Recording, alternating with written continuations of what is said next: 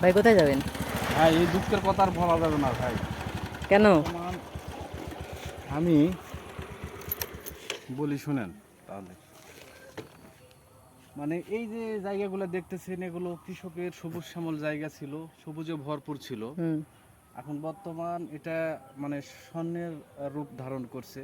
এখন কৃষক স্বর্ণের মতো যেখানে দাম পাচ্ছে ধান, সেই ধান কাটার জন্য আমি এসেছি। তো ধান কাটার মানুষ পাওয়া যাচ্ছে না। দেখ, কোনো এলাকায় বলে মানুষ, কোনো এলাকায় বলে শ্রমিক, কোনো এলাকায় বলে জোন, কোনো এলাকায় মানে বলে কৃষাণ, কোনো এলাকায় বলে কাজের মানুষ। এক এক এলাকায় এক একটা নাম বলে। তো আমি আসছি সেই মানে মানুষ যখন আমি পাচ্ছি না, তখন ধানগুলো কি করব? এই সোনার ফসলগুলো তো ঘরে নিয়ে যেতে হবে। যদি বৃষ্টি বাদল বেশি হয় তাহলে তো এই আর পাওয়া যাচ্ছে না, নষ্ট হয়ে যাবে ফসলগুলো। এগুলো সোনার ফসল কাটার জন্য আসছি। তো ধান কেটে বাড়ি নিয়ে যেতে হবে ভাই, এই জন্য আসছিলাম। তো এখন ধান কাটতে যাচ্ছি। কি বলবো ভাই, দুঃখের কথা। ধান কাটার মানুষই পাওয়া যাচ্ছে না। কিভাবে কি করবো নিজেও সেটা তো ভয় পাচ্ছি না। এত ধান কি একাই কাটা যায়? আর মানুষ পাচ্ছি না, কি করব? এই জন্য আর সাথে আপনি আসিচ্ছেন, তার মানে আপনি কি আমার সাথে ধান কাটবেন নাকি ভাই? ধান কাটার ধান জন্য না। ধান কাটলে তো খুব উপকারী হয় ভাই। এই যে ধান না কাটলে তো আর আমরা খাবো কি? ধান না কাটলে খাওয়া যাবে?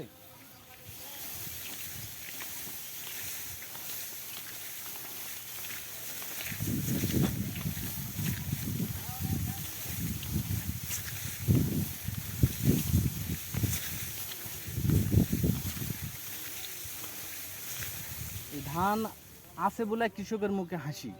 ধান না থাকলেও তার কৃষকের মুখে হাসি থাকবে না। এখন আমরা কৃষক মানুষ, আমাদের তো ধান কাটতে হবে। কিন্তু কথায় আছে না, একটা কথা আছে কি যে দেশ দিকে ভ্যাস, পাতার দিকে চাষ। পাতারে দেখেন সবাই ধান কেটে ফেলছে। আমি মানুষ বেগর, আমি জন বেগর, আমি ধান কাটতে পারছি না। আমি কী করবো? একা একাই ধান কাটি, দেখি কতক্ষণ ধান কাটতে পারি আজকে।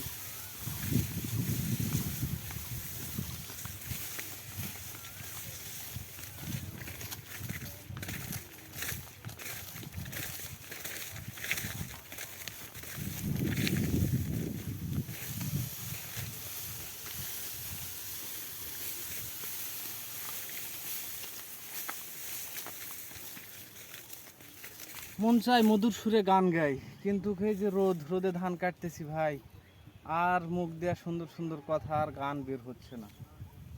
কখন গান বের হবে জানেন? কখন?